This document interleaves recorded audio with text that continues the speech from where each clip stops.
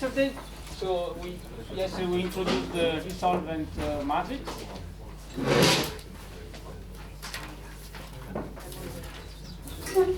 Okay, which formally as a can be represented in terms of the eigenstates and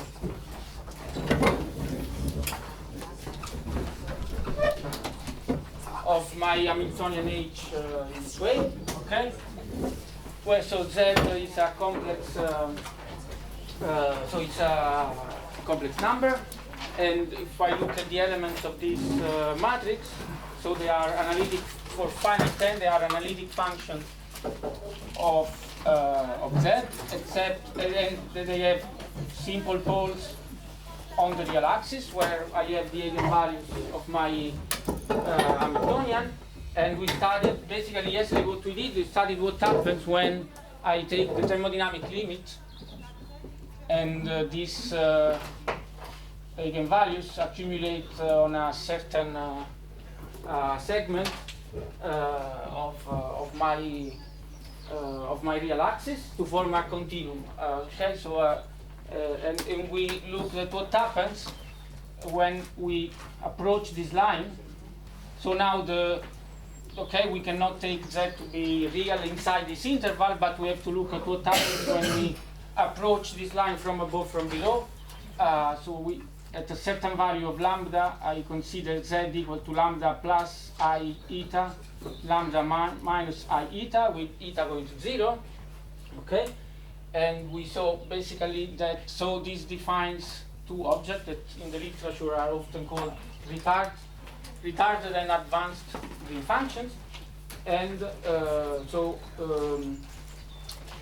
which are the complex conjugate one of the other. And we saw that, for instance, if I take the difference of the two, which I can write as twice the imaginary part, for instance, of the retarded one. So if I take G of, in the limit eta going to 0, of lambda minus I eta minus G, I, for instance, if I focus on diagonal elements, which is twice the imaginary part of Gii lambda minus I eta, for instance, I take the retarded one just because the imaginary part is positive. And okay, this is related to this object, which is I can change color. So again, the limit theta going to 0, this is psi n I square eta divided by lambda minus lambda n square plus eta square. So in the limit eta going to 0, this converges to pi times a delta function, and we define this object as the local density of states. And then we tried to guess what happens to this object, distinguishing the two situations. So we saw that if we have delocalized eigenstates, so if these are more or less behave like plane waves with coefficients of order 1 over the volume, so this being 1 over the volume for all n more or less everywhere.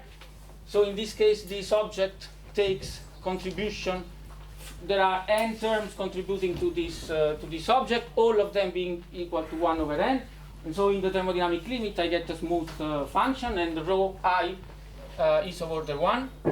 Okay, this is P rho I in the limit of eta going to 0, and this becomes of order 1 in the case of delocalized state, while if I have localized eigenfunctions, this limit is singular. Okay, there are, on most of the nodes, this contribution is of order eta, but there are few nodes. If I pick exactly a node I where my wave function is at that energy lambda times scanning is localized exactly on very close to this node I, or within the localization length, this is of order 1, this is huge, and so I can get, so on most of the sides this is of order eta, but I can get values which are of order 1 over eta on very rare sites, so this limit is singular. So we will come back to this specific case when we will introduce the probability distribution of this object. After that, we derive the cavity equation for the specific case of the Anderson model on the Matrices to be more concrete, but for the moment we said that the limit is singular.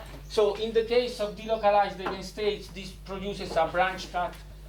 This is in the complex plane with a jump of the imaginary part when I come from above or from below, while this is a linear or singular point in the for localized eigenstates. And what I told you, so I gave you a physical, just an interpretation of this as local density of states, in the sense that if I define rho I of lambda of at least in this way, sum over I psi n I square delta lambda minus lambda n, I can see, n, I can see that this is basically the contribution. So I define it in this way.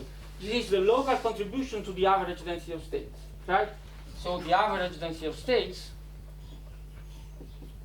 the global density of states is just 1 over n sum over n rho I. So I can think of this as the contribution of node I to rho. And the important thing that I forgot to tell you that in fact, just looking at this, you cannot distinguish between localized and delocalized eigenstates, because there is this is a smooth function with no discontinuity across the localization transition. And even this is singular, rho I is singular, the average will be a continuous function. We won't have a singular limit. So this, and we will see how it occurs. For the moment, it's better to postpone this explanation when we will know more, okay, about the structure of this probability distribution. So question, yes? Because you need to divide the difference by 2, right? Yeah, sorry. Yeah, sorry. Fine. Okay, so so this is an interpretation, but now what I would like to give you today it's a more physical interpretation of the same object and its relationship to quantum dynamics, unitary quantum dynamics, diffusion and dissipation, okay? And so we will show that if this rho I has a proper stable limit for eta going to 0, this not only corresponds to having a branch cut and a continuous, absolutely continuous density of states, but also corresponds to relaxation and dissipation of a quantum particle sitting on site I at time 0. So there is also a natural interpretation of this object in terms of quantum dynamics. And then I also, second thing I would like to tell you today is that I can also use the statistics of this rho I to reconstruct the moments of the wave function that we said in the first lecture are another diagnostic for Anderson localization. So you remember, if I take the moments of the wave function, large moments, they tend to 0 in the thermodynamic limit as 1 over n to a certain power, depending on the moment I choose in the delocalized phase, and they go to a constant which depends on the localization length and on the moment I choose in the localized phase. And I want to show you these two things. So that this rho I is connected to quantum dynamics that allows me to basically reconstruct or obtain the moments of the wave function coefficients. Okay? That's yes. So let's consider first quantum relation with quantum dynamics. Okay. So there are. Okay. Let's consider again the case of the problem that we already considered in the first lecture, the return probability. For instance. Okay, so imagine that at time 0, my initial state is, I have a particle on a certain node of the lattice I call 0, okay, or whatever. Yes? And now I ask, so the return probability is essentially the square modulus of the amplitude of finding, so it's the amplitude of finding a particle at 0 after time t. And of course, this will distinguish between localized and delocalized. It should go to 0 with t for delocalized states, and go to a constant. So do not relax for localized eigenstates. Okay. Okay. So now I can write psi of t. This is basically I have just to apply the unitary time evolution operator to my initial state. Okay, and I can decompose it on the basis of the eigenstates of H. Okay, and so if I want to compute this object, so the projection of the wave function on the same node where I started from, this is just sum over n, exponential minus psi lambda n t, psi n 0 squared, right? Yes? Yes? And now I can, if I want, rewrite this term. So this is, I can rewrite this in this way as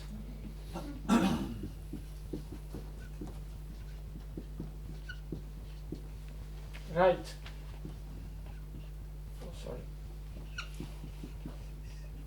Okay, so if I want, I can rewrite each one of these exponential terms in this way, where I have to take a contour in the complex plane which goes around the lambda. And if I do this for all the lambda, I can rewrite this in this way. Sorry.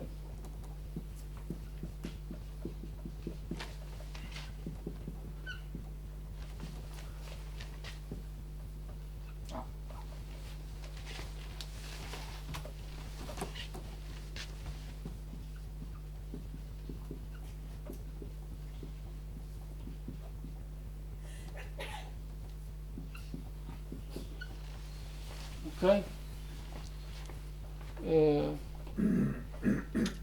Yes, and this is any counterclockwise oriented contour which goes around all the eigenvalues of the Hamiltonian. If I do this, I can express this object in this way. So you see basically that this is my definition of the diagonal element, sorry, on node 0 of the Green function.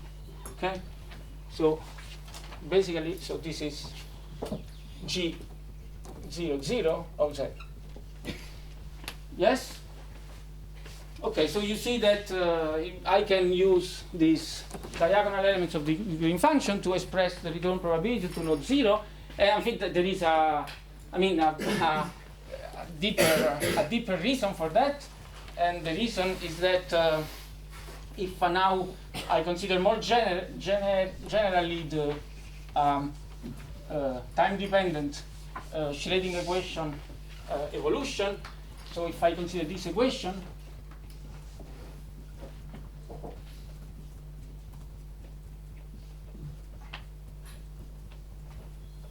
okay, so I take h bar equal to 1, okay, I can introduce a time-dependent Green function operator for this object, right, which is defined in this way.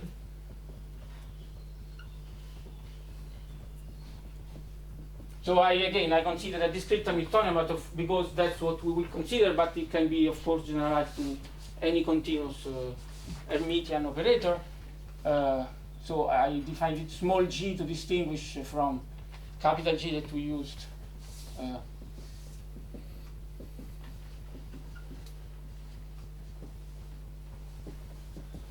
Okay, and you see that if I introduce the Fourier transform of this, so I define G tau, which is equal to T minus T prime Ij as d omega divided by 2 pi, exponential minus I omega tau G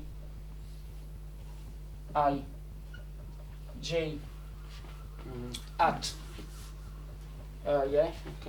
of omega, right? Then I plug so for the G at, this just gives me omega, and you see that this is exactly the same equation that I get with which I define the solvent, right? So I get an equation for G at, which is omega minus h Ij G at Ij of omega is equal to 1 delta Ij. Okay, so G at, this is nothing else that the Green function which we define. Yes? Here you are multiplying I delta t minus h with g, right? Sorry, say it again. It's sort of matrix multiplication. Yeah. So it's ij times g of jk or something like that, right? Sorry, you are perfectly right. JK, sorry, thanks. Yeah, sorry. Okay, so that's exactly the same definition that we use to define the green function. So this g hat is the green function, the resolvent for zeta equal to omega. So what we get is that basically this green function now it's the time evolution operator, because if I apply g to a starting condition, I just evolve it in time. So basically this g here is this operator, okay? And so this is the reason why I get this for the return probability, because you see that this g, the time-dependent green function, is just the Fourier transform of my static green function that we defined yesterday in terms of the complex variable z. Okay? Yes? Okay, so now, okay, so in principle this Fourier transform, so it's an integral over the omega on the real axis, and we know that this integral is not, I cannot do it because there are all these poles on the real axis, right? In the thermodynamic limit, they can accumulate to a continuum of points. So I have what I have to do. I can do this Fourier transform by promoting omega to a complex number and devising a contour that allows me to recover this Fourier transform, right? So I'm just telling you, what I'm telling you next is not really useful, but just is to motivate the name of why these green functions are called retard and advanced. So I can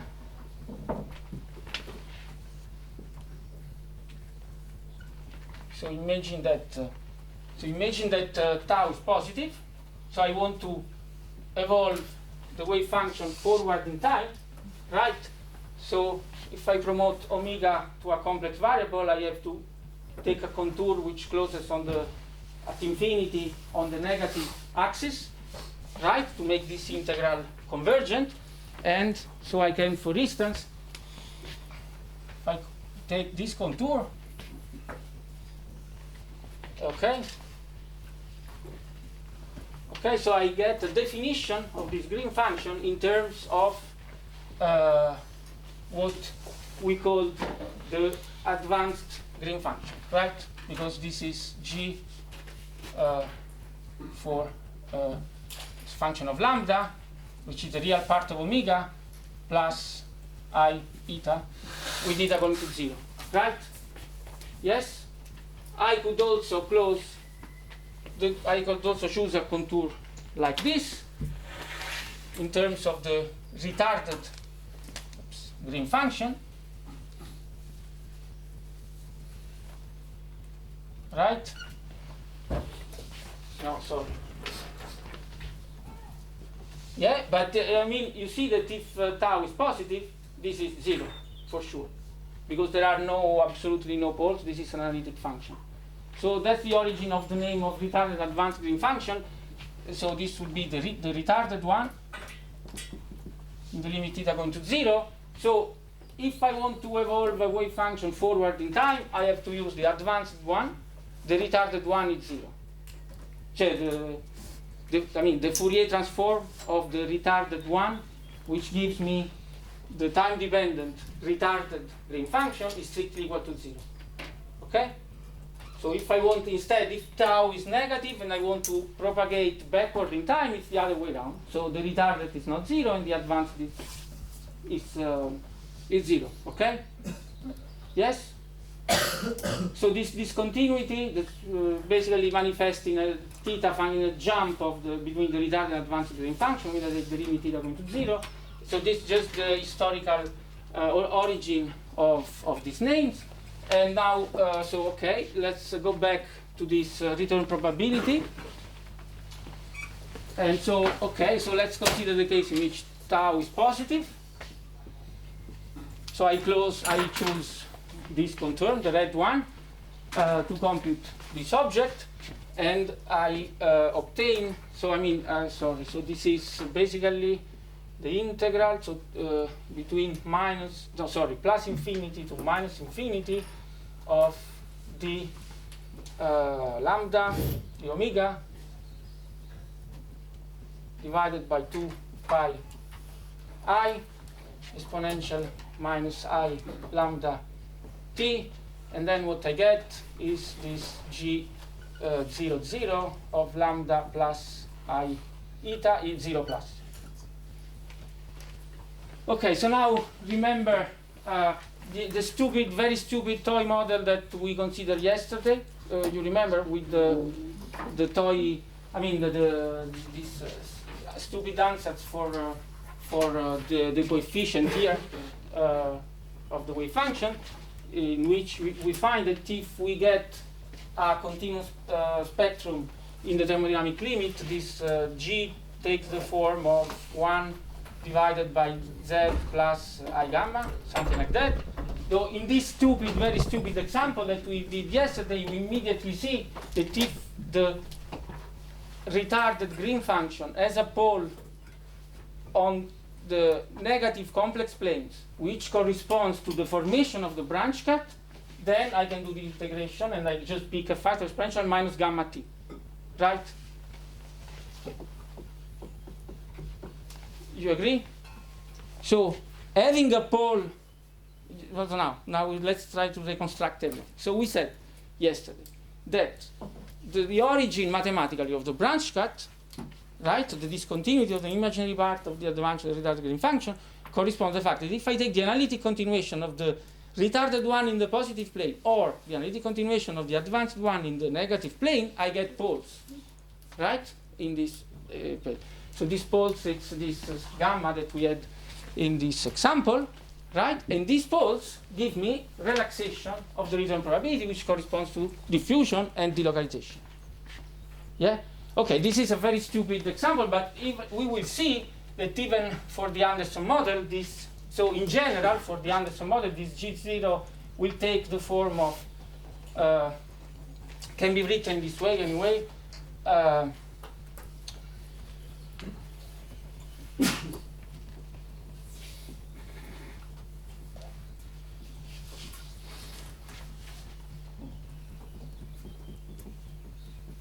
okay, with this sigma is the so-called self-energy that we will be able to write in terms of doing the cavity equation, at least on the 3-light graph. And so we see that if it's natural, I mean, it's easy to understand. Of course, this situation is more complicated because now we don't have just a simple pole like in the stupid example at Z equal to minus I gamma. It's more complicated because this depends on lambda, but you see that if this is a non-vanishing imaginary part, and then so if G0, 0, and so rho I is finite, we have dissipation. Okay? Instead, if the imaginary part of this is 0, then this thing does not decay in time, and we have localized phase. Okay? So I hope that now it's clear for everybody that there is a correspondence between all these properties. So in the delocalized phase, we have absolutely continuous spectrum, which manifests as the presence of a branch cut in the complex plane of the Green function. This is associated to these poles of the analytic continuation of the retarded advanced Green functions that produces dissipation, diffusion, relaxation. In the localized phase, this will only have a real part in the limit theta going to 0, at least of most of the time, via this singular limit. And this induces the fact that there will be no relaxation. So the return probability, this object will just keep oscillating in time, and then when we take the square modulus, it will just go to a constant. Okay? So we need an imaginary part here to make this go to 0. Otherwise, it just oscillates. Yes? Okay? So, questions? No? Fine? Okay. I had a question. Yeah. I mean, you started with a closed contour there, and you left with a sort of single integral. So could you? Sorry. I took this contour, so this part doesn't contribute because I take it to infinity. Sorry. I thought, yeah. But could you also write it as a difference of the Yes, advanced and the yes, you retarded? can. You can Okay. write as a difference, but as I told you, of course you can contour.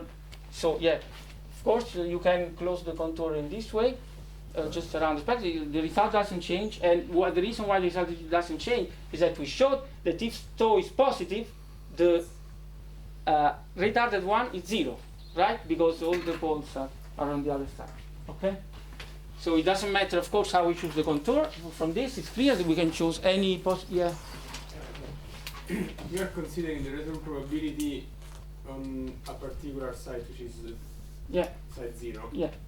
But why should they be the same if we have random potential? Yeah, exactly. That's perfect. We will have so gamma in the stupid example is just basically the inverse of the relaxation time. Depends on So yeah, the interpretation of the imaginary part of the self-energy is the inverse of the lifetime of a particle created in 0, and this will be a random variable, and this will be precisely the random variable that will be the order parameter of Anderson localization. It will have a very non-trivial probability distribution.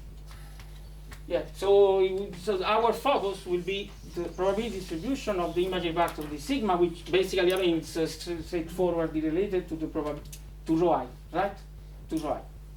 I can write this rho I in terms of the imaginary part of sigma.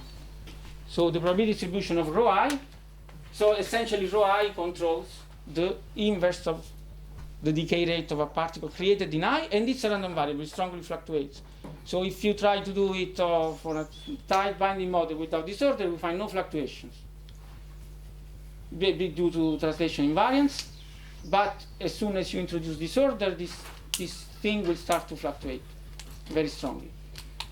And in the localized phase, this fluctuation will be extreme in the sense that the limit to the contour 0 is, I mean, we will discuss really in depth what happens then in terms of probability distribution, but I'm not yet there. I prefer first to tell you how to compute this probability distribution on the on tree-like graphs, and then come back to this to the analysis of the physical properties in terms of the probability distribution that we get. Because I think the discussion is more concrete in this way. Otherwise, it's too abstract. Yeah. Okay. So that's it. Yeah. So the decay is either only exponential or it goes For to the constant. simple, I mean, no, there are other possibilities, but for, I mean, here I'm considering two possible cases: fully delocalization, Anderson localization. In this case, there are all go to a constant or exponential, but it can. There are particular problems when I can find something different, but we are not discussing. Yeah. That's equivalent to assuming that the delocalized eigenmodes and the localized eigenmodes cannot interact, so there is no hyperbolization. Yeah. No, I mean, this, yeah, there is a sharp transition between the modes. Yeah. So I mean, it's a fixed value of. Okay, I see what I mean. So yeah, of course, this is an integral over all of them. So the localized mode also contribute, but as soon as I have a non-vanishing projection of my initial state of a delocalized mode, which is always the case because the localized modes are by definition delocalized, they win. Okay. So yeah, there is some projection on the localized part, but if as soon as I have delocalized state, they yeah. Yeah. So you said that you can very well consider the difference between the retarded and the advanced function, right? Yeah. So, but if we do that, for example, in this contour, then that just means having a contour around the point theta, having a closed can't you deform it to just have a closed contour around the point theta in the main function? Sorry, I don't understand. So you're saying that it's equivalent if you consider the difference of the Green's function, okay, g of omega plus I eta Yeah. omega minus. So if you add both of these contours, won't it be equivalent to having a pole around the point eta and its closed contour around the pole?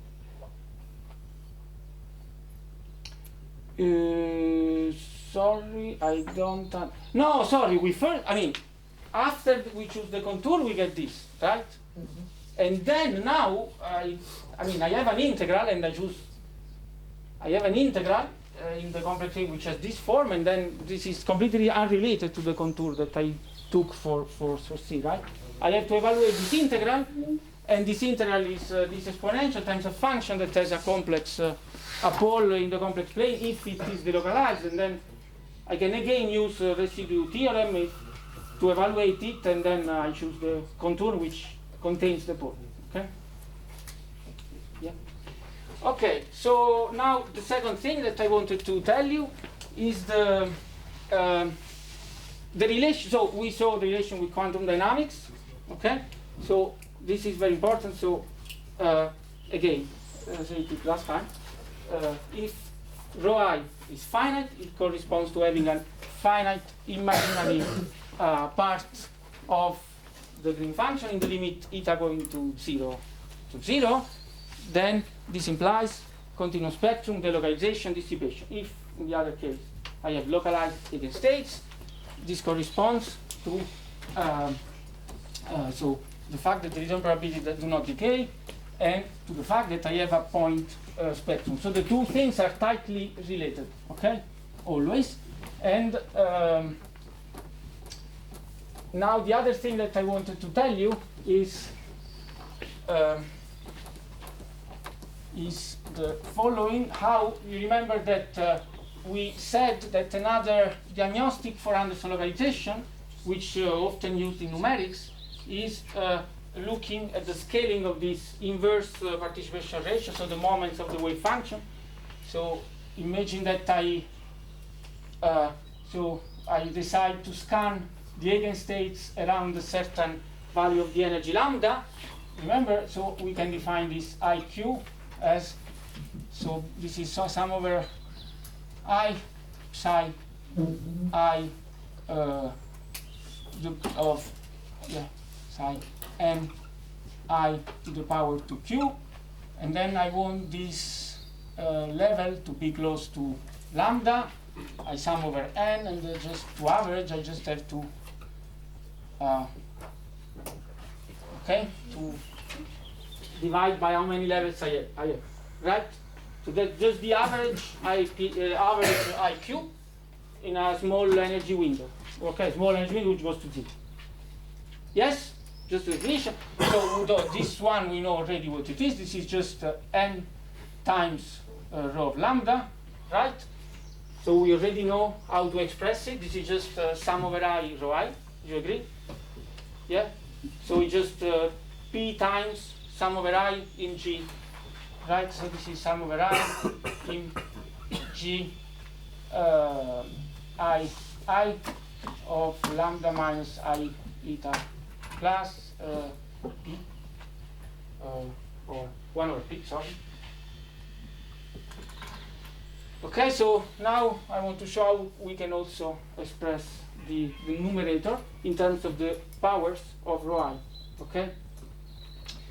Okay, so okay, let's start for the case q equal to 2, which then it's very easy to generalize it to other q. So imagine that now I compute this. So I compute the retard Green function times the advanced one. Okay, so they are, you remember these are just complex conjugate one of the other. Yeah. So this is basically the square modulus of this.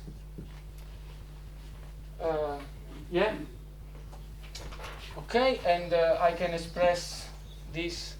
So in this way, this is sum over n psi n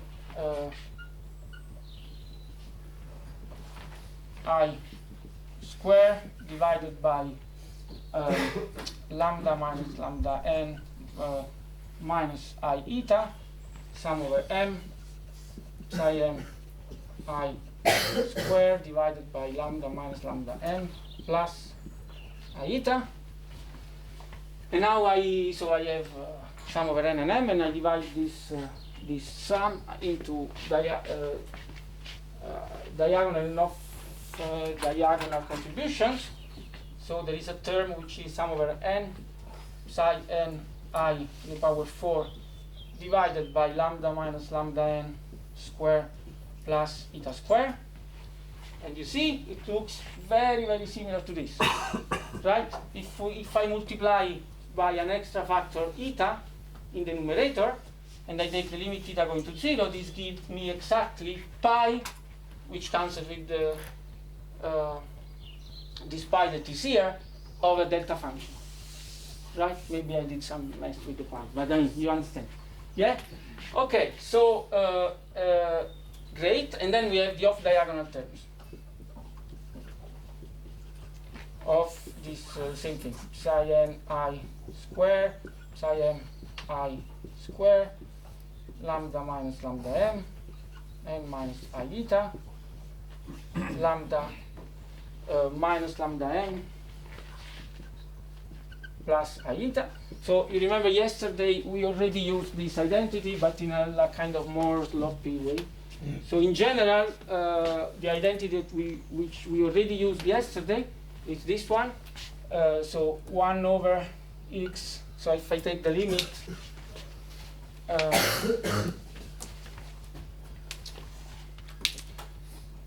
limit of eta going to 0 of 1 divided by x minus or plus I eta, right?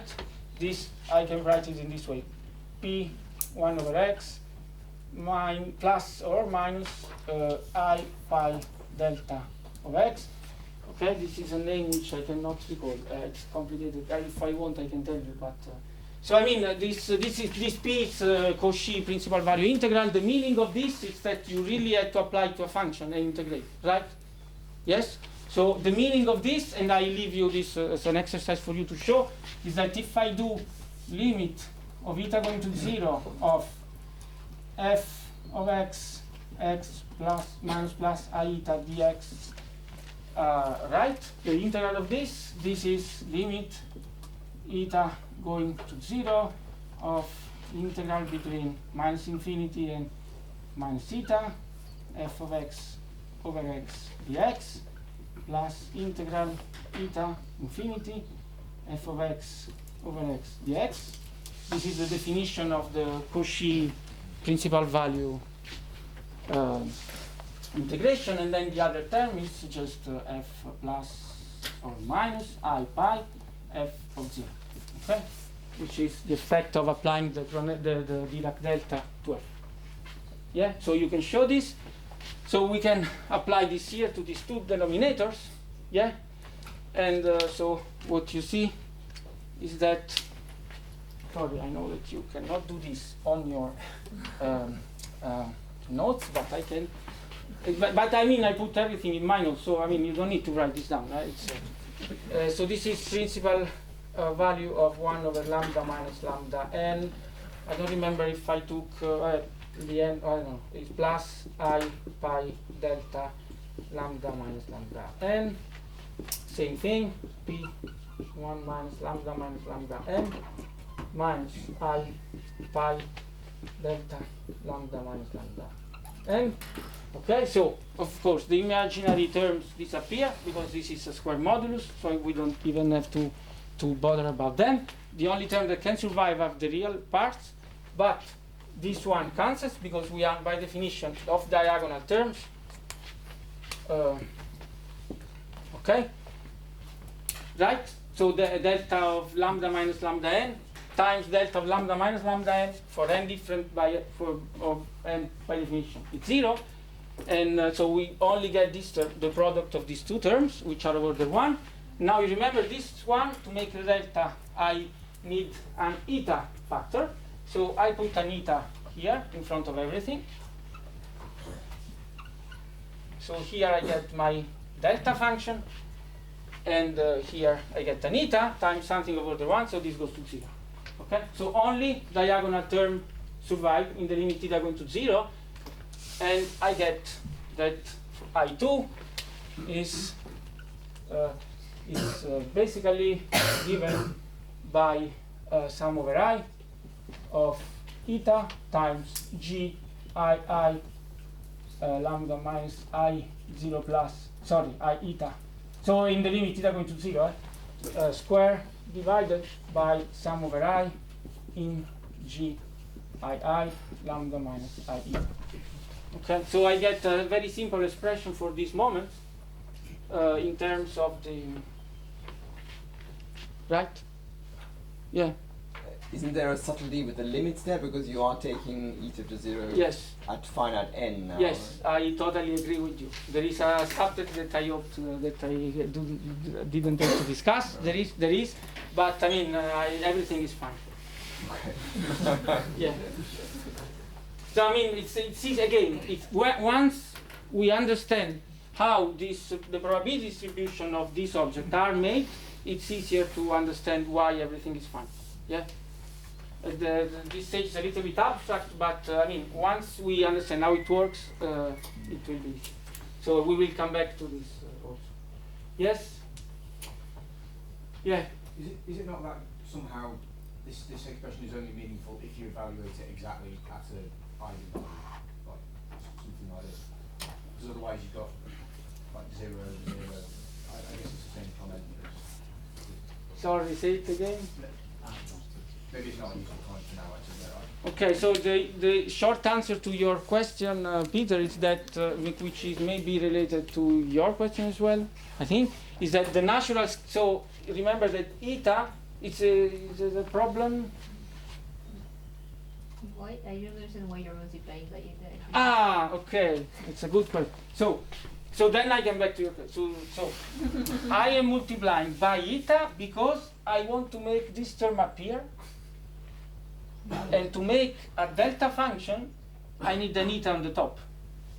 Right? Because remember, this is a Cauchy function, which is a filter, basically, which is of width eta, and if I multiply by eta on the top, is of order 1 over eta in the center. Remember, we already, that's this. So in the finite eta, this eta divided by eta squared plus lambda minus lambda n square is a function centered in lambda of width eta and 8 1 over eta. Okay, so it becomes a very, very sharply picked function in the limit eta going to 0, and it tends to be a delta function of lambda minus lambda n in the limit eta going to 0. Okay, since I want to average on these definitions of these IPRs, I want to average only over eigenstates at a certain, around a certain value of lambda. I want this delta function to appear in the definition, and I can make it appear just by taking this product and multiplying by eta. Yes? Okay, and so to answer your question, you understand here that it's true that here there is a problem of limits, but this eta has the role of broadening. I mean, it's just to regularize these denominators of the Green function, and the spacing between the natural spacing between the levels is 1 over n.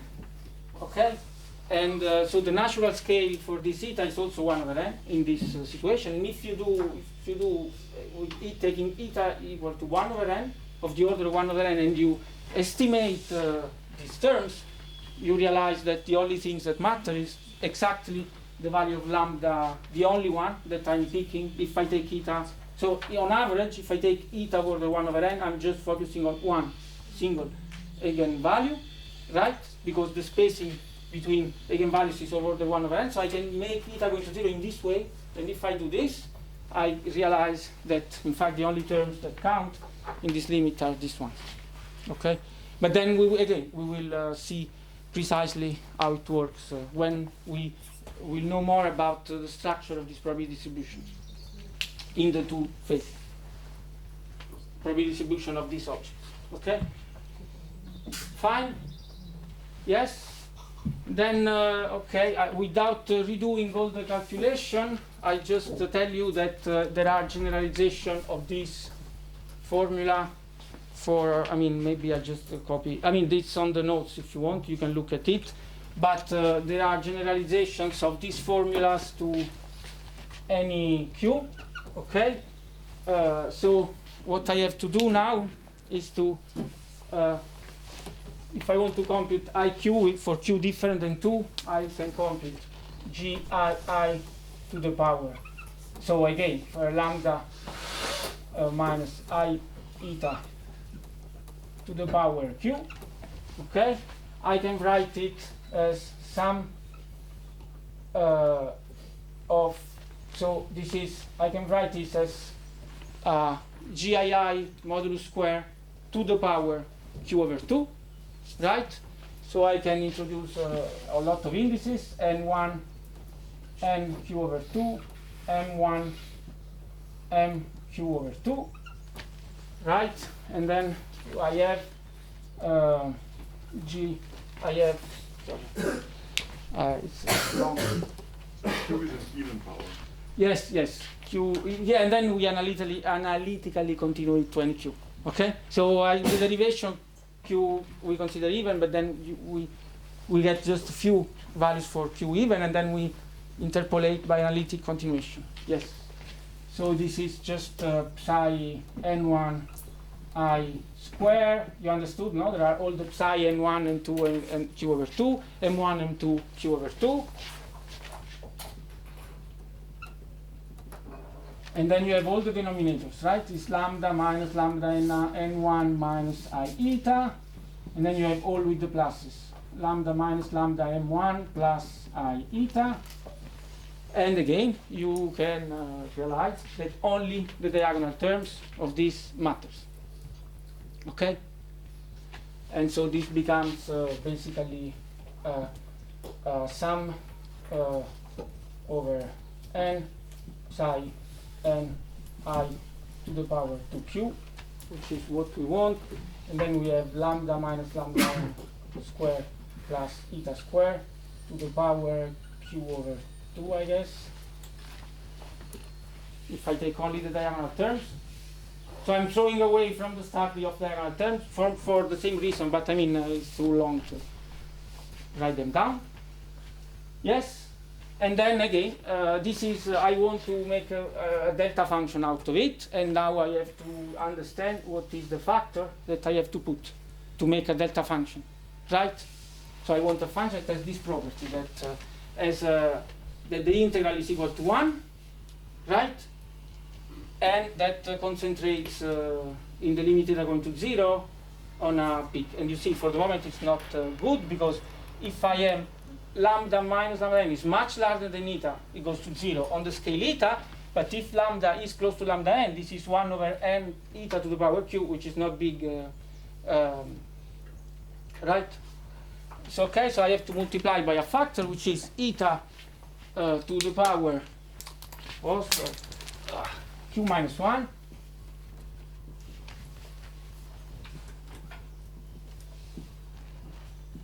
Okay, this is almost a delta function, but there is a factor missing, which is the factor missing, the integral of this function, right? The integral of this function. I have to divide by the integral of the function, multiply it by it again to make a proper delta. So, of course, you can compute this integral exactly, and I give you the result. So, what you get in the end is that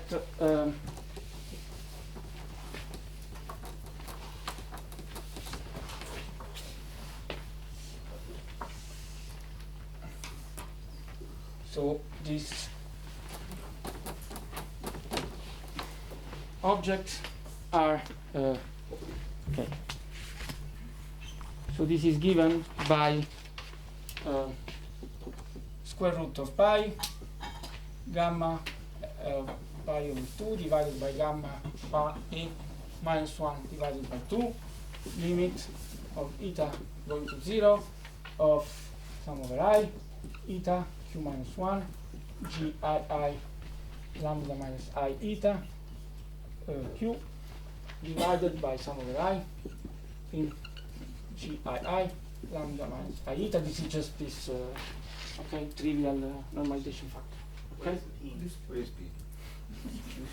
P, where is P? Ah, sorry, P is Q, because in my notes I use Q, P, sorry. I mean, this is just the integral of this function, okay? You just have to integrate over x, eta q minus 1 divided by x squared plus eta squared to power q divided by 2, and you get gamma q minus 1 divided by gamma q over 2 times p, the square root of p. There is a square root of p here, there is a p here, which makes the square root of p appear in the denominator, and so on. It's very easy, yeah? Yes? Okay, so the message is that from this local density of states, you get everything. You get the spectrum, this tells you the limit of eta going to 0 tells you if the spectrum is continuous or not. It tells you then if you have relaxation or not, and it tells you how, so you can access the statistics of the moments of the wave function, and we will see that in the localized phase, these objects, when we average over the disorder, will be all of order 1, and in the delocalized phase, they will all go to 0. Yes? And we can also already see why they all go to 0, because if we have a stable probability distribution for G, okay, then we average over the disorder, meaning we integrate over this probability distribution. This gives a number. It can be as big as we want, but it's a number. Then we multiply it by eta, and this goes to 0. Okay? So if we have a stable probability distribution of P of G, this will correspond to all the moments of the wave function coefficients going to 0 in the thermodynamic limit, which, as we said, corresponds to plane-like waves, the localized extended states. Yeah. The other property, which is why in the localized phase, how can I get something of order 1 from something which has a singular limit? This is more complicated, but we will see how it happens again later when we will understand the structure of this probability distribution. It's not as immediate to see. It's a kind of miracle how it happens. So, yeah. Okay. Fine. Okay. Yeah. So basically, in fact, I mean, you don't really need to introduce this square modulus. You can always work with rho I directly. I give you, if you want to do this exercise again, it's on the note. But instead, you can define the moments from the moments of Mg II. So basically, you can show that this is true.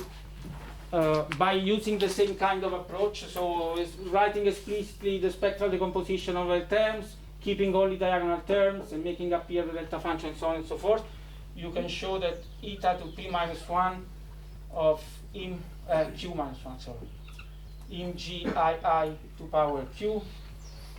This can be related to, again, via these similar gamma functions.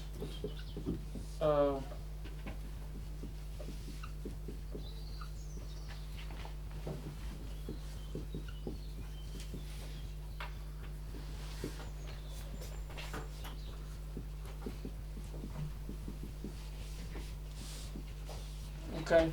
Again, I don't write explicitly the arguments, but the argument is lambda minus I eta in the limit theta going to 0. Okay? Yes? So the message of this is that, in fact, the real part do not really matter. You can do everything with the imaginary part. Okay? So all the information, because it's the term that has the strongest okay, so we'll see later why. But you can work, basically, really the object controls everything is this. It's the local density of states. You can write everything in terms of it. Okay? Great. So I think that's it for the resolvent chapter. Now, as I told you, next step. So what we have seen is that if we have the resolvent, we can decide if the system is localized or not. Yes? Looking at this, I mean, the limit basically of eta going to 0 of an imaginary part of the elements. Yes? We know how to write the resolvent in terms of the wave function coefficient and the eigenvalues, but here the problem is that we don't know this psi square, psi n and I and lambda n. We don't know them, right? So for the case where you know, you can do everything, like tight binding model without disorder, you know everything, and you can compute G. But for the Anderson model, in general, this is not possible. We cannot compute analytically this term.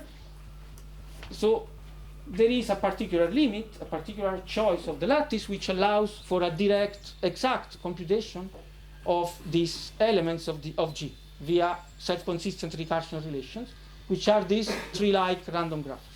Okay, so now the plan, and also this is not just because we can, so we do it.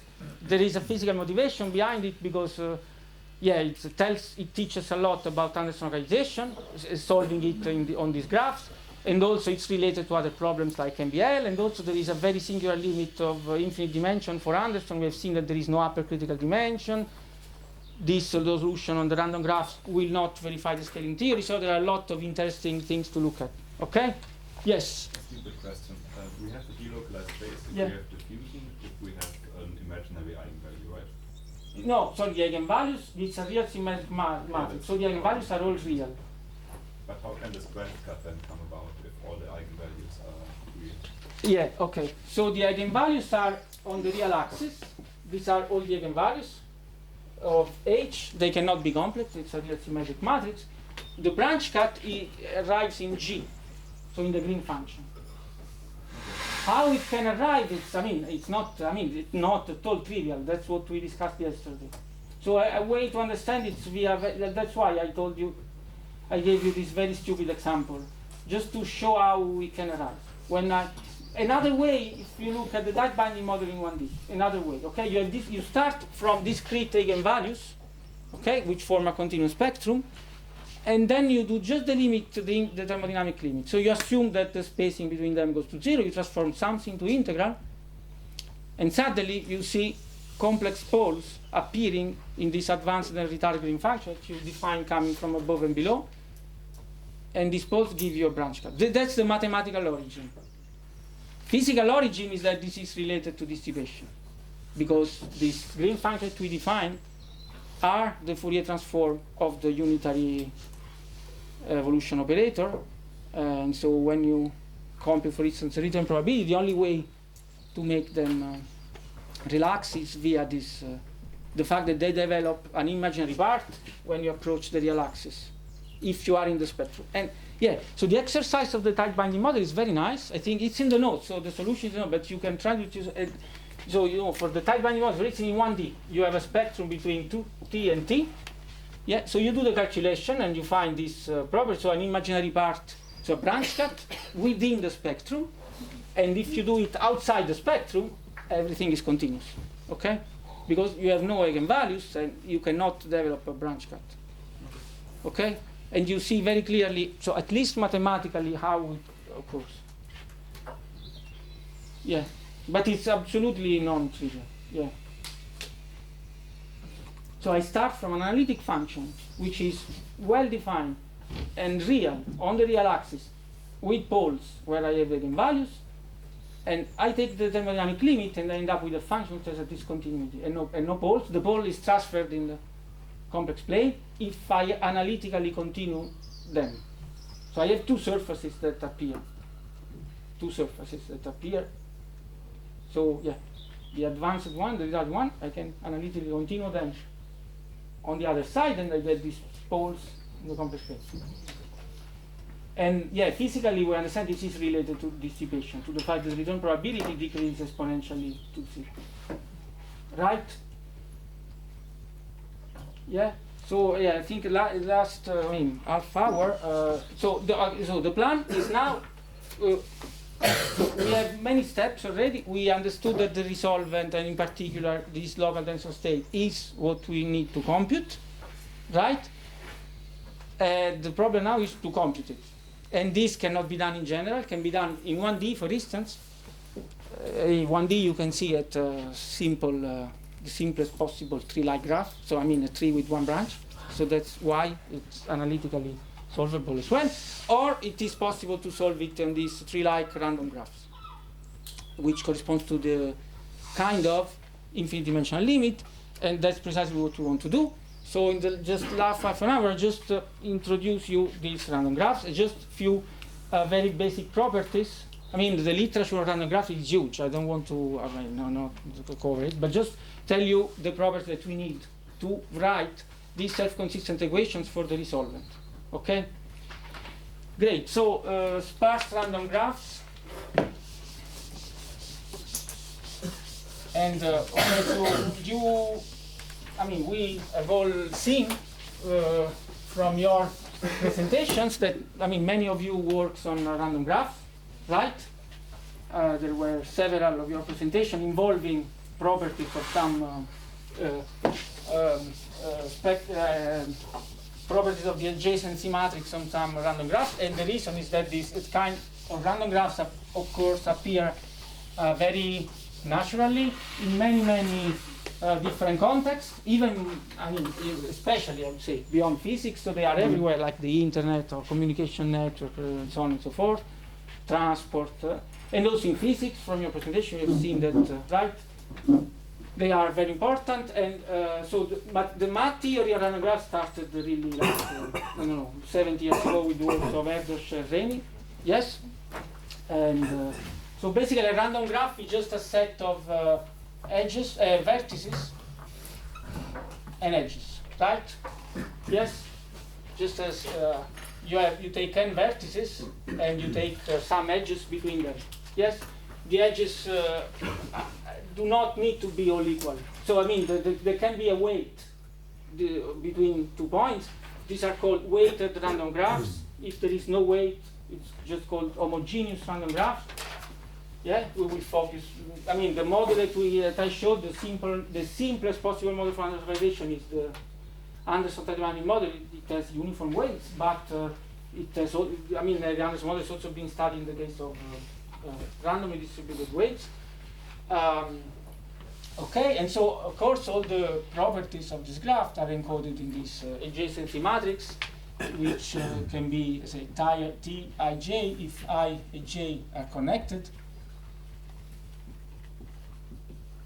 and 0 otherwise. Okay, and the fact that these graphs are sparse, which is important for me, means that most of the elements are 0. Okay, most, I mean, meaning that the number of, yeah. Does it need to be planar? Can the lines cross? Sorry? Can the lines cross? Yeah. This is not Euclidean lattice. Sorry. Yes. Okay. There is no Euclidean underlying topology. This is very important. Yeah. So I mean, I just draw them randomly in space. The board is not real space. Okay. So I cannot define Euclidean distances of these on these graphs. I can define Hamming distances in terms of the number of steps, and this will have very important physical consequences. Okay, the fact that I do not have a Euclidean lattice, but just Hamming distances. Yeah, for instance, just think of diffusion. This clearly makes a very huge difference compared to standard Euclidean lattices. Okay, so. The fact that the graph is sparse means that most of the elements are 0. I mean, most for me will mean that the elements that are not 0 for each node is of order 1. I can still consider the graph as sparse if maybe the number of non-zero elements scales as log, for instance, of the number of nodes. Yeah, but for us, we will stick with the simplest possible case in which the number of neighbors is finite. Okay, this is kind of mimics of what happens on an Euclidean lattice, but again without the notion of Euclidean distances. And so this is the fact that it's random means that these elements are randomly chosen from some probability distribution, right? And there are many, as I said, many situations in which these graphs are important. We have seen from your talks. For instance, the spectral properties of this adjacency matrix, just quoting something from your talk, are important, for instance, to, the stability of ecosystems, so the smallest eigenvalues of this kind of matrices are important to control the stability of ecosystem. You use them, for instance, to study in disordered systems how relaxation events occur, so basically generalization of phonons for disordered particles, right? So people who work on shear of glasses and so on are very familiar with all that. I don't know, there are many more. Community detection, someone mentioned this as well. So the eigenvectors correspond to different eigenvalues tell you something about the communities that you can have on some kind of social network graph. And so there are many applications, and I will focus on a very specific application of these graphs. Is that these graphs in statistical physics play a very important role because they can be used to obtain a sophisticated mean field approach for any statistical model defined on the lattice. Okay, so certain kind of random graphs which are sparse tree-like graphs,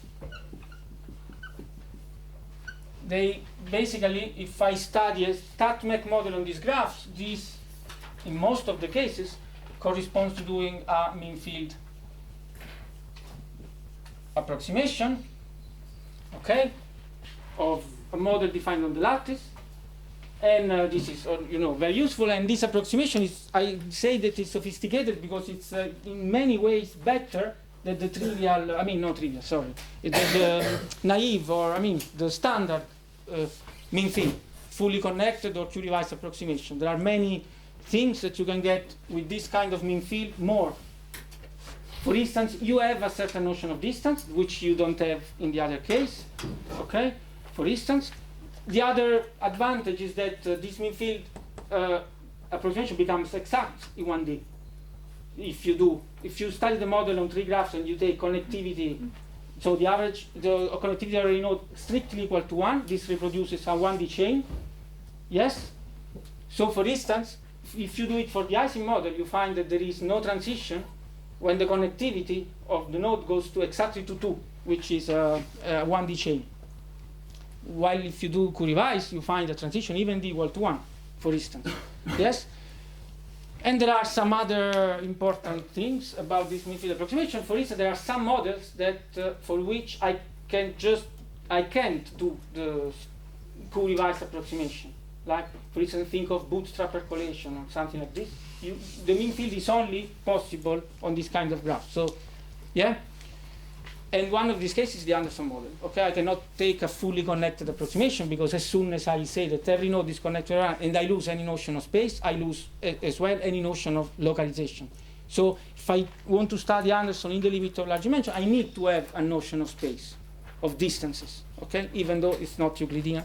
So that's the main interest for us. But just to tell you that what we do for the resolvent and so on this sparse random graph can be useful in many, many different contexts beyond Anderson localization. Okay, so I hope that it can be useful for you, even if you don't want to work on Anderson localization.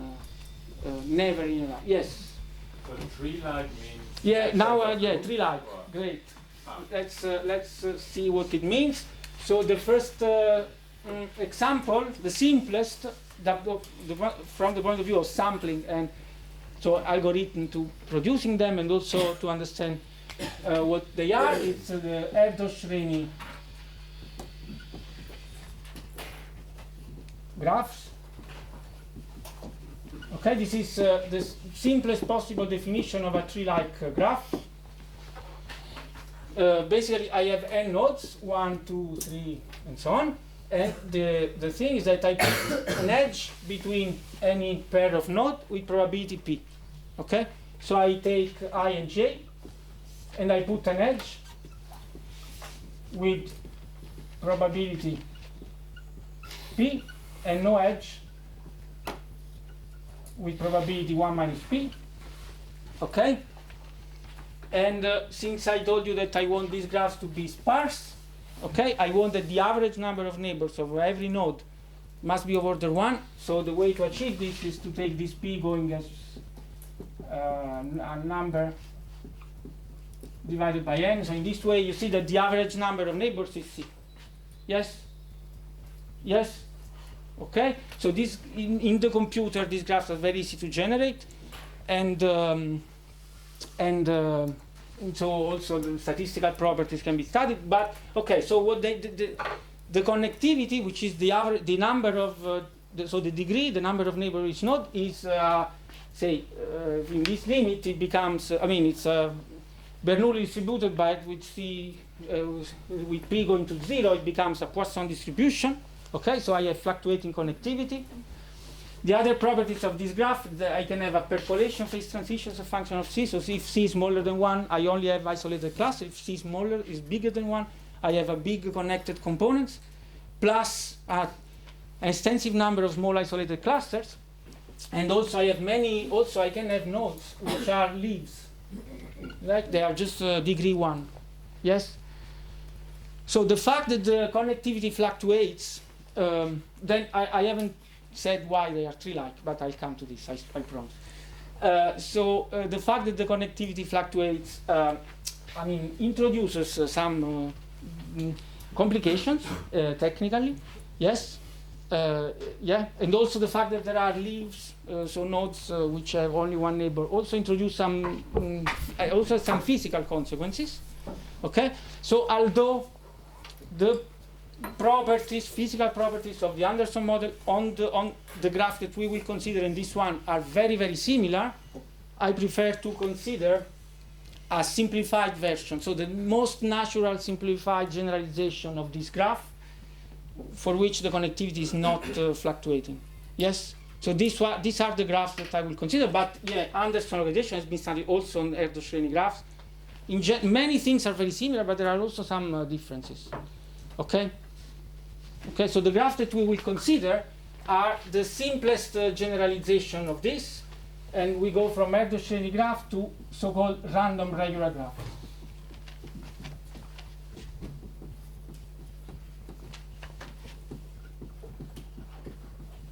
Okay, so the topological properties of this Erdos-Shreni random regular graph that I will mention are essentially the same. Yes, but technically when analyzing Anderson transition, this gives some simplification. Okay, so how it is defined, this random regular graph? So I give you the mathematical definition, which is a bit formal, but in fact it's very easy to understand. So the definition is this. I want to random regular graph of n nodes is like this. I have to pick, so I have the ensemble of all possible graphs which contain n nodes, which each node exactly has a certain fixed number of neighbors. So say k plus 1 neighbors. Okay, so that's the degree of each node. I have the ensemble of all possible graphs of n nodes in which each node is exactly connected to k plus 1 neighbors, other nodes. I pick one uniformly at random for this ensemble, and that's a random regular graph. Okay? So that's the mathematical definition. I don't write it down, but you understand. I'm not going really to use this definition, but okay. So these graphs have been analyzed in depth since many, many years. So many properties of these graphs are known. So the properties that I want to mention are the one that we are going to use to solve, to write the self-consistent equation for the result. Okay? So, first of all, there is a mathematical proof that there is a simple algorithm to generate them, and there is a mathematical proof that this simple algorithm samples uniformly these random graphs. Okay? I can give you, just to make more connection with Wagner. So the algorithm is the following. If I have n nodes, from 1 to n nodes, and I want each of them connected to a certain number of neighbors. Say k plus 1 is equal to 3. Okay, so say k plus 1 is equal to 3, so k equal to 2. So what I do, I make k plus 1 small balls inside each one of these boxes. Yes, and then I pick 2 balls random, one here and one here, and then I put, so this belongs to box I. Then if I do this, I put an edge between I and 1. Okay, so these are undirected graphs. I only focus on undirected graphs. There is a generalization to directed graphs, but then the Hamiltonian is not symmetric. We lose, many properties which are very important for localization. So I'm not saying anything about non-directed graphs. Okay, and then I erase these 2 balls from the graph if they belong to different boxes. If they belong to the same box, I go back to extract. So I start with a sequence of 3n balls. Okay, I pick 2 of them. I check if they belong to the same boxes or not. If they belong to different boxes, I put an edge. If they belong to the same box, I do it again. And if you've already chosen an edge between 1 and I? And yeah, sorry. And if I have to check that I have not chosen already, that an edge between I and I is not present, otherwise I do it again. Okay, so this is not the most efficient algorithm, but there is a mathematical proof that shows that it makes a random sampling of this all possible uniformly from this ensemble of random graphs. So just to tell you, if I pick a certain value of the connectivity, the correspond. I mean, I can find an Euclidean lattice with this connectivity. So it is a part of this ensemble. So if I take connectivity 4, the square lattice is in this ensemble, just that I never pick it because it's very rare. Yeah. Okay, so this is the first thing. Second thing, it's also we can show mathematically that there is a single component. Yeah, because in principle one can think that yeah. Sorry, how do you know when to stop the algorithm? So you have to No, you have to end all the balls, and then you will have exactly the number of edges that you want. So the total number of edges is n k plus 1 divided by 2. Yeah, because every time you pick 2 balls, you put 1 edge, and when you finish all the balls, why this is not efficient? Because if you, so I mean, the fact of removing the balls make it more unlikely to pick nodes that have already some neighbors. Okay, that's why it works. But it can happen that I arrive at the end that the 2 balls remaining are on the same box. Then I have to start the algorithm all over again. Okay, that's why I'm saying that it's not the most efficient algorithm, but there is a mathematical proof that it samples uniformly this ensemble. Okay, so there is also mathematical proof of the fact that I get a single gigantic component. I could think that if I pick n nodes connected by the same number of neighbors, it's possible to make 2 of them, 2 graphs. You agree? Or 3. I could pick this from my ensemble instead of a single graph, but this never happens with probability 1 going for n going to infinity. You understand what I mean? So we just statistically, for n going to infinity, we are assured that we got a single component. Okay?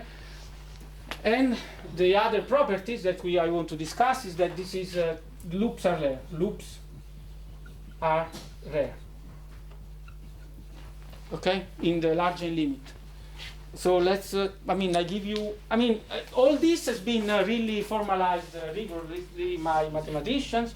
It has also been studied by physicists deeply. So I just give you an idea of, yeah. What do you mean by one component? Sorry. When I imagine that I want to, imagine that n is 6 and k is 2. Yeah? Sorry, this is a very stupid example. So there is, I can pick a graph. K is 2, it's very hard. Sorry. So I have 1, 2, 3, 4, 5, 6. 1, 2, 3. 1, 2, 3. Is one missing? Is no.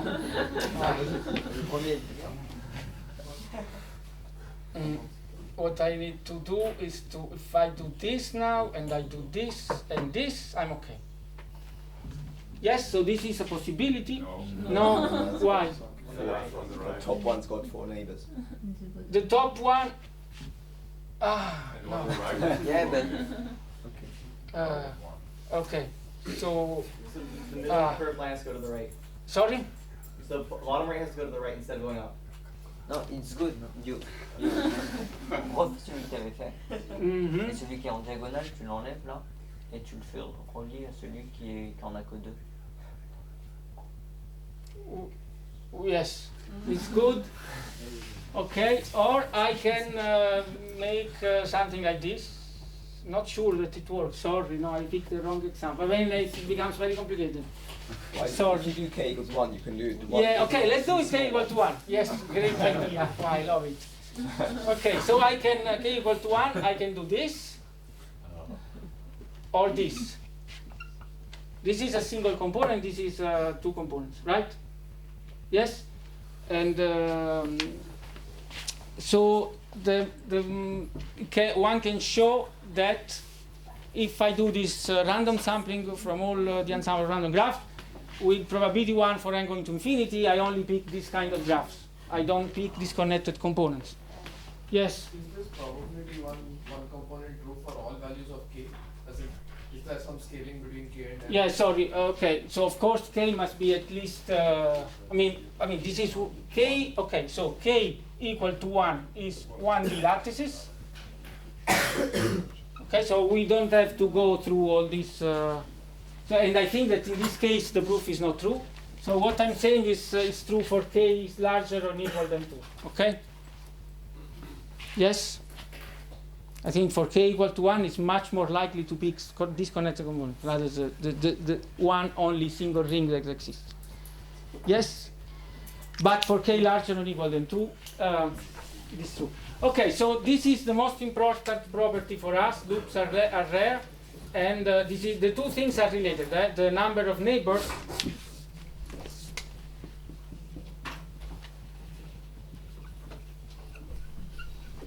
scales exponentially with the distance. Okay, so basically, okay, so the statistics of the loops of these graphs has been computed rigorously. Okay, how can we just obtain an intuitive argument? So consider one of these graphs. We have, let's again consider k equal to 2. Okay, so I have my first 3 neighbors at distance 1, then I have other neighbors at distance 2. This is again not Euclidean distance, it's summing distance.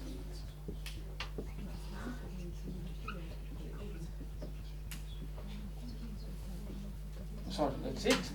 Distance 2 and so on and so forth. Okay, and now the question is that, is this drawing more or less representative of what really happened? So, in principle, I like the example, I mean, you know, the example that I tried to draw, there was loops, short loops all over the place, right? So let's consider the limit where n is very, very big, okay? And is this representative of what really happens? So let's try to estimate what's the probability to have a loop here. So what it means that the side that I have picked at this distance, one of them must be the origin, right? Yes? So the probability of having a loop with the starting node, more or less, can be estimated as the probability. It's very rough, the argument, because if I want a loop exactly of this length, I also have to impose that none of the other side is the origin, or yes? But just a rough, I mean, this can be done, made rigorous, just to have a rough idea. Okay, so how many nodes I have? The number of nodes as distance r, which I can call, I don't know, n of r. Okay, this is k plus 1, k r minus 1. So I have 3, and then 6, and then 12, and so on and so forth. So basically scales k to the r at large distance. And if n is very, very large, what's the probability that one of these nodes is the origin? So probability to form a loop of length L or length R is basically k, to the R divided by n. Right? So for finite R and n going to infinity, this goes to 0. So the probability of forming short loops goes to 0 in the thermodynamic limit. Okay? Yes? If one of them is the origin, isn't the distance then 0? Like, yes, of course. The distance would be 0. Yes.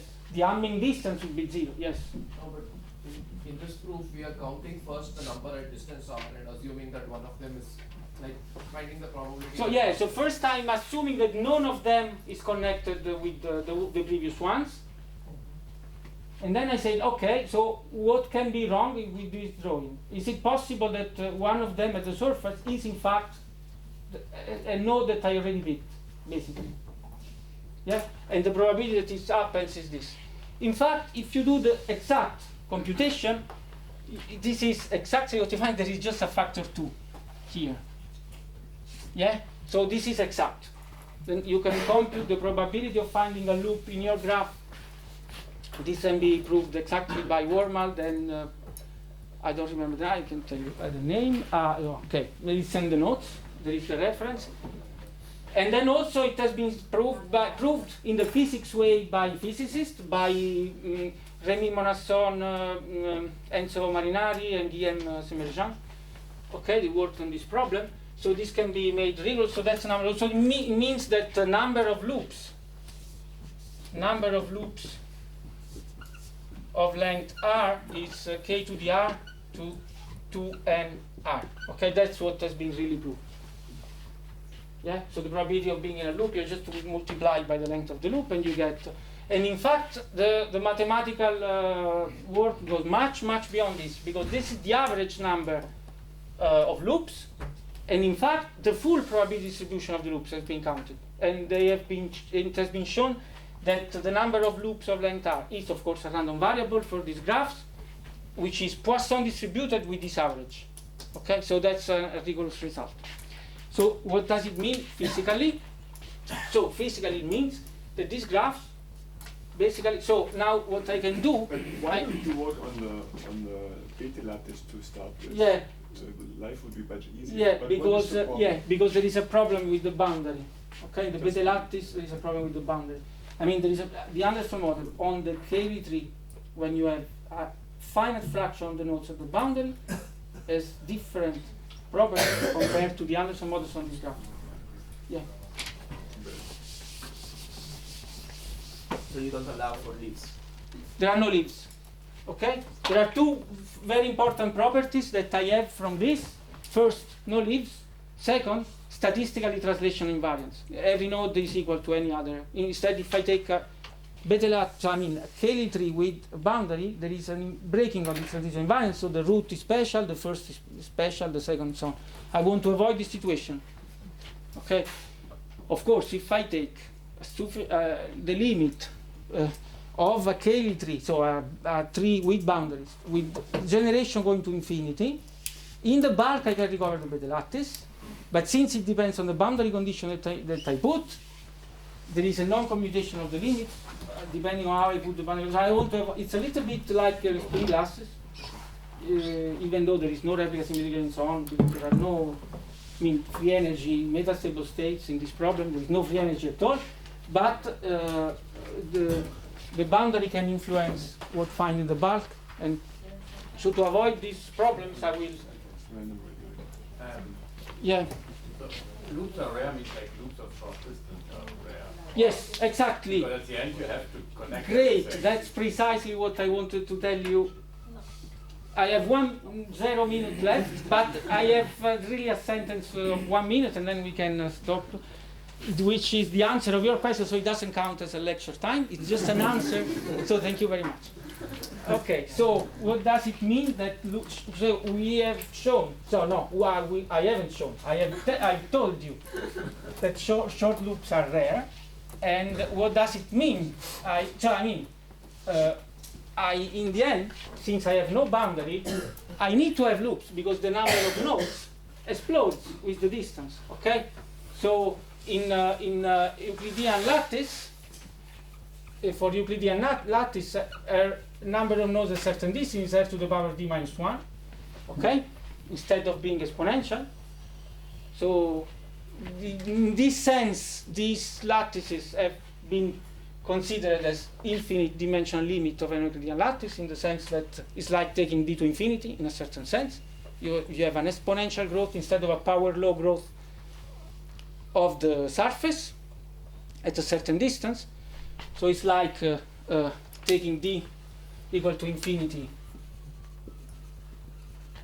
lattices. And now if I write here the volume, okay, so the number of nodes within a certain distance. So if you want the integral of n of r, right, it's a function of the distance.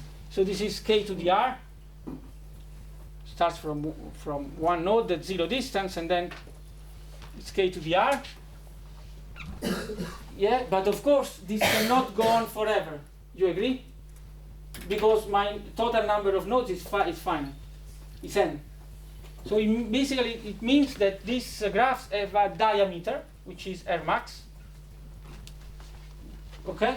So loops here, short loops, I can neglect them as soon as R is finite. because we have seen that they do not count.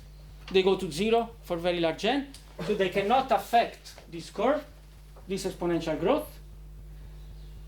So what happens is that at a certain point I hit a maximum, the diameter of my graph, and the diameter of the graph is defined as k to the r max is of order n. Okay, so it means that this r max is log n.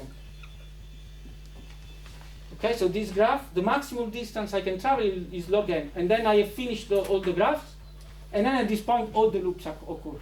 I have all the loops at this scale, and so this goes sharply down. Yes?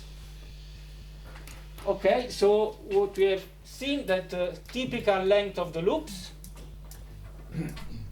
so the typical length of the loops is at this scale r max. Okay, so it's log n. In fact, again, one can show it rigorously. The true result is log n divided by log k. Yes? Again, this is a rigorous result. So you understand how it happens. So basically, and then I conclude, these random regular graphs are a beta lattice, but wrapped onto itself. Right? So a beta lattice with no boundary, but locally it's a tree. It's a tree, and then when I go to this diameter, I realize that it's not a tree. I start having loops. But if I take the limit and going to infinity, the size of the loop diverges, and I can forget about them. And that's why I can write recursive relation that we will do next week, starting from Monday. Okay? So thank you very much.